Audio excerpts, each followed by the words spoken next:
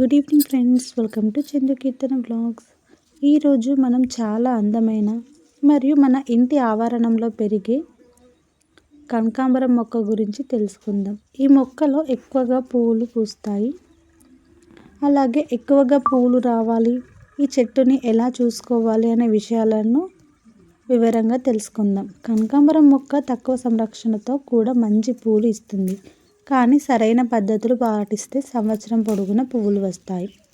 కనకాంబరం పువ్వుల్లో మనకి 4 రంగుల పువ్వులు ఉంటాయి. నారింజ రంగు, పసుపు రంగు, ఎరుపు రంగు, అలాగే లైట్ ఆరెంజ్. నారింజ రంగు కనకాంబరం ఎక్కువగా ఆదరణ పొందింది.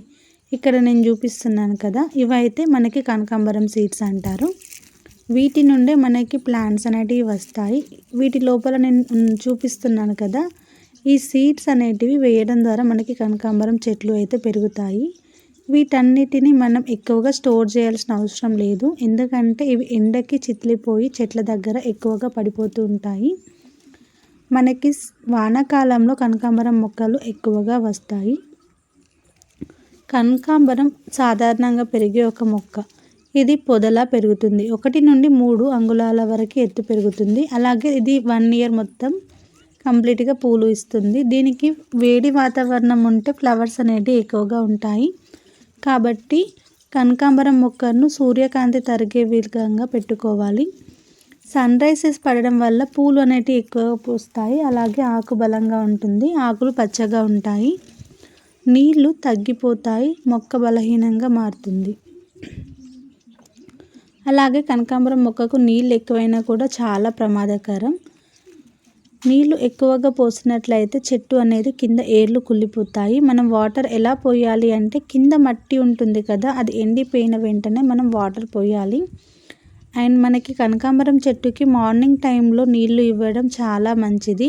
ఈవినింగ్ టైమ్స్లలో చెట్టుకి నీళ్లు అస్సలు ఇవ్వకూడదు. అలా ఇస్తే చెట్టు అనేది కింద భాగం కుళ్ళిపోతుంది.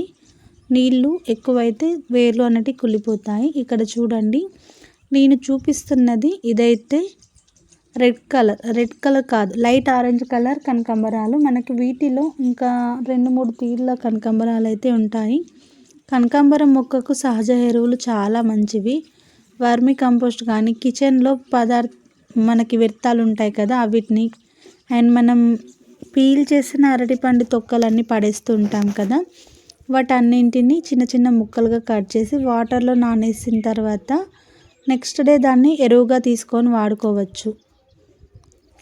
అండ్ మెయిన్ టిప్ ఏంటిది అంటే, మనం ఈ చెట్లకి ఫ్లవర్స్ పూయడానికి ఆకులు ఉంటాయి కదా, ఆకులని అయితే తీసేయాలి. ఇక్కడ చూడండి, నేనైతే ఇలా ఒక లైన్గా పెట్టేసుకున్నాము. చూసారా ఎన్ని కనకాంబరాల మొక్కలు ఉన్నాయో. వీటిలో కూడా 2-3 టైప్స్ అయితే కలర్స్ ఉన్నాయి. నేనైతే అవి ఏమేమి కలర్సో చూపిస్తాను చూడండి.